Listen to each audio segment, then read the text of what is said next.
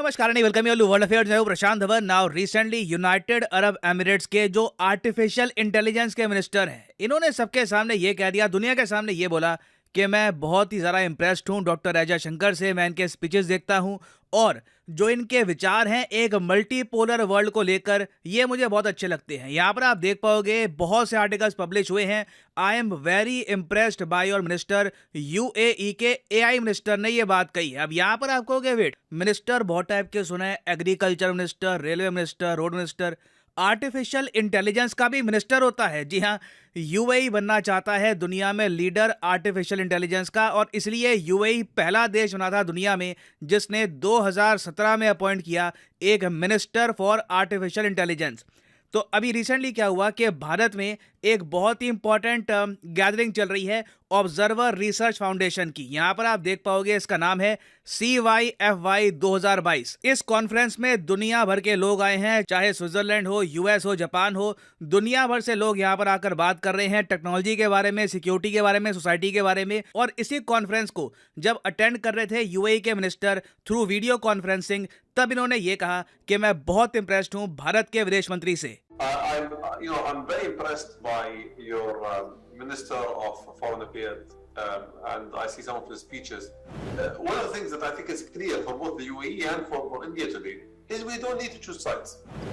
और ये बात यूएई के मिनिस्टर ने करी है 37 बाकी कंट्रीज के रिप्रेजेंटेटिव्स के सामने। तो अगेन मैं यहाँ पर ये बोल दूं कि यूएई के मिनिस्टर को ये बात बोलने की कोई आवश्यकता नहीं थी। किसी ने इनको कहा नहीं था कि आप इंडिया के होस्ट किए जाने वाले कॉन्फ्रेंस में आए हो, इंडिया के बड़े think tank observer research foundation ने होस्ट किया ऐसे, तो ये सब बोलो नहीं। इनके मुंह से खुद ये तारीफ निकली है, क्योंकि जेन्युइनली आप देखोगे मेरे हिसाब से पिछले 2-3 सालों में दुनिया में कोई भी विदेश मंत्री इतना ज़्यादा इम्पैक्टफुल नहीं रहा है जितने डॉक्टर एस जयशंकर रहे हैं। तो इस वीडियो में हम डिस्कस करेंगे कि यूएई के मिनिस्टर ने कहा क्या है इनके बारे में और क्यों इनकी फॉरेन पॉलिसी को लेकर ये काफ़ी इंप्रेस्ड है। बहुत कुछ आपको जानने को मिलेगा। मगर आगे बढ़ने से पहले आपसे क्वेश्चन पूछूंगा।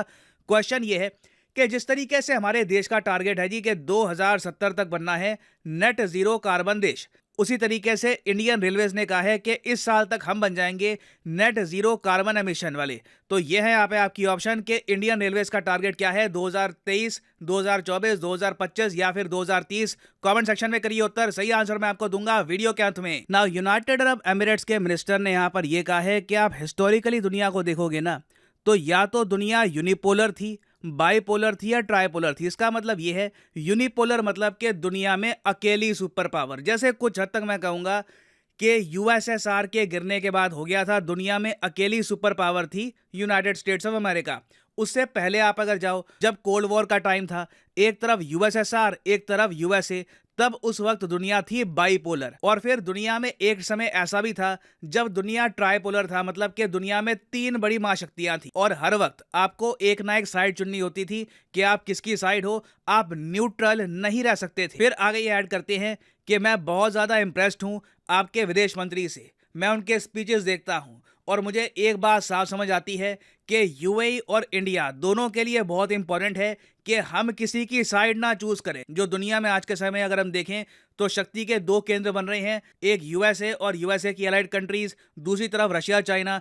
तो ये यहाँ पर कह रहे हैं कि यूएई और इंडिया दोनों के लिए फायदेमंद रहेगा कि हम किसी साइड को चूज ना करें और एक मल्टीपोलर वर्ल्ड की तरफ काम करें। मल्टीपोलर वर्ल्ड होता है एक ऐसी दुनिया जहां पर शक्ति के बहुत सारे केंद्र हैं, जहां पर एक कोई चौधरी नहीं है जो पूरी दुनिया को बुली कर सकता है या फिर जो चाहे वो कर सकता है। दुनिया में ऑलमोस्ट आप कह सकते हैं एक ट्रू सेंस में डेमोक्रेसी है। हर किसी की अपनी इंपॉर्टेंस है, हर किसी की आवाज़ सुनी जाएगी, क्योंकि हर कोई रीजन, हर कोई कंट्री अपने आप में इंपॉर्टेंट है। किसी रीजन के पास टेक्नोलॉजी है, किसी के पास पॉपुलेशन है, किसी के पास रिसोर्सेज हैं। तो ये कह रहे हैं कि एक ट्रूली मल्टीपोलर वर्ल्ड बहुत इंपॉर्टेंट है।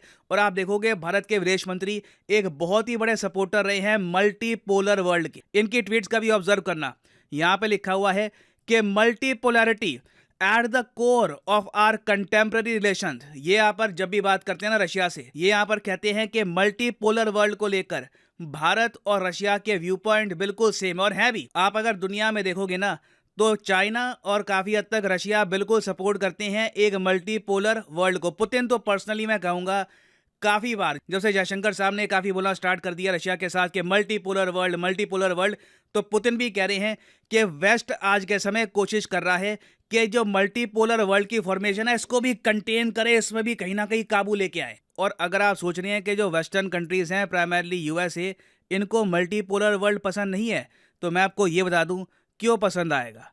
क्योंकि यूएसए मल्टीपोलर वर्ल्ड से पहले एंजॉय करता था कंप्लीट पावर। इनके पास था एक यूनिपोलर वर्ल्ड जहां पर ये थे सोल सुपर पावर, और इसलिए डॉक्टर जयशंकर काफ़ी बार यूएसए के मुंह पर ये कह चुके हैं कि यूएसए को सीखना होगा कि किस तरीके से आप एक मल्टीपोलर वर्ल्ड में काम कर सकते हैं, जहां पे सिर्फ आपकी चौराहट नहीं चलेगी, बाकियों का ओपिनियन भी आपको सुनना पड़ेगा। और यूनाइटेड अरब एमिरेट्स और सऊदी अरेबिया के लिए बहुत ही इंपॉर्टेंट है कि ये लोग एक मल्टीपोलर वर्ल्ड पर ही फोकस करें। अब रिसेंटली हमने ये देखा कि यूएई के जो प्रेसिडेंट अभी रिसेंटली बने हैं, शेख मोहम्मद बिन जायद, ये गए रशिया में। ये आपके सामने वीडियो है, रशिया में गए, पुतिन ने इनका भव्य स्वागत किया, मीटिंग हुई। मीटिंग के बाद इनको ठंड लग रही थी शेख साहब को, पुतिन ने खुद अपनी जैकेट उतार के इनको पहना दी, दुनिया को एक मैसेज सेंड करने के लिए कि रशिया आइसोलेट नहीं हुआ है। चाहे यूएस जितना मर्जी बोल दे कि यूक्रेन के इशू को लेकर रशिया को आइसोलेट कर देंगे, जरा नॉर्थ कोरिया का हाल है वैसा रशिया का बना देंगे।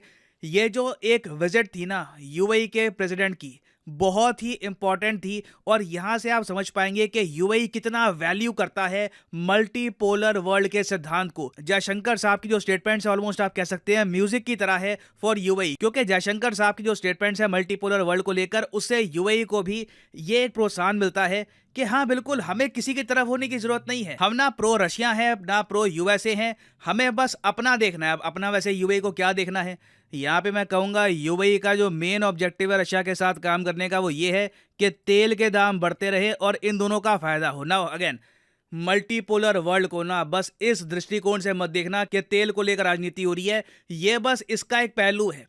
और तरफ भी आप अगर देखो, चाहे सेमीकंडक्टर का इशू हो, मैन्युफैक्चरिंग का इशू हो, ग्लोबल इकोनॉमी हो, करेंसी हो, एक मल्टीपोलर वर्ल्ड बहुत ही इंपॉर्टेंट है। दुनिया में भी एक प्रॉपर डेमोक्रेसी होनी चाहिए। अगर एक ही कंट्री सबको बुली करने लग गया ना, तो दुनिया में होगा क्या जो आज के समय हम देख रहे हैं।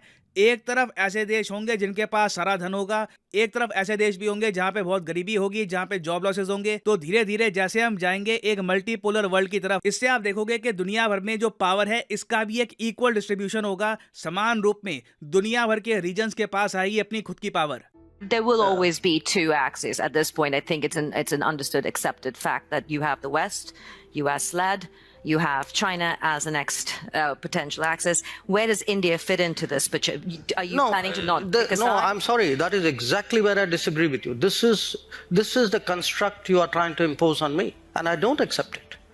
I mean, I don't think it's necessary for me to join this axis or not, and if I'm not joining this, I must be with the other one. I don't accept that. I mean, I think I'm 1/5 of the world's population. I am today the 5th or 6th largest economy in the world. I mean, forget the history, civilization bit. Everybody knows that.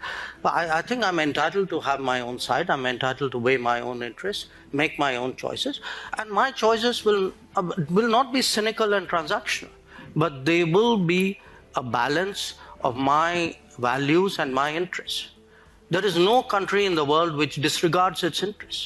मुझे ज़बरदस्ती आप इस side उस side में नहीं डाल सकते। मैं दुनिया की 5वीं सबसे बड़ी अर्थव्यवस्था हूँ, बहुत बड़ी आबादी हूँ, दुनिया की 1/5 पॉपुलेशन हूँ। मैं डिसाइड करूँगा कि मेरे हित में क्या है, मेरे इंटरेस्ट में क्या है।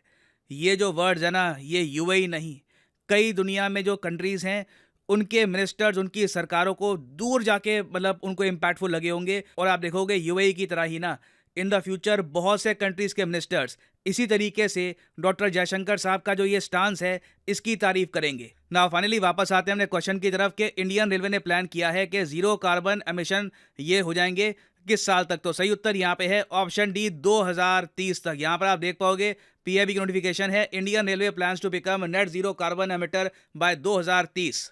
और फाइनली यहाँ पर मैं ये भी ऐड कर दूं कि आप किसी भी एग्जाम की तैयारी कर रहे हैं, चाहे UPSC, SSC bank, NEET, IIT, JEE, comment section में जाओ इस वीडियो की और यहाँ पे पिन कमेंट में आपको मिलेगा ये लिंक, और यहाँ पे आप परचेज कर सकते हैं the course of your choice. For example let's say आपको परचेज करना है आईआईटी एग्जाम का कोर्स, तो सिंपली यहाँ पर क्लिक करिए आईआईटी पर और यहाँ पे आप परचेज कर पाएंगे कोर्स ऑफ योर चॉइस। और जो प्राइसेस यहाँ पर लिखी है ना, फॉर एग्जाम्पल यहाँ पे आप देख पाओगे लिखा है कि आप 42 मंथ का जो कोर्स है ये आप परचेज कर सकते हैं सिर्फ 1900 रुपये पर मंथ देकर। ये प्राइस पे करने की आवश्यकता बिल्कुल नहीं है। सिंपली यहाँ पर कोड यूज़ करिए PD10 और प्राइसेस गिरना स्टार्ट हो जाएंगे।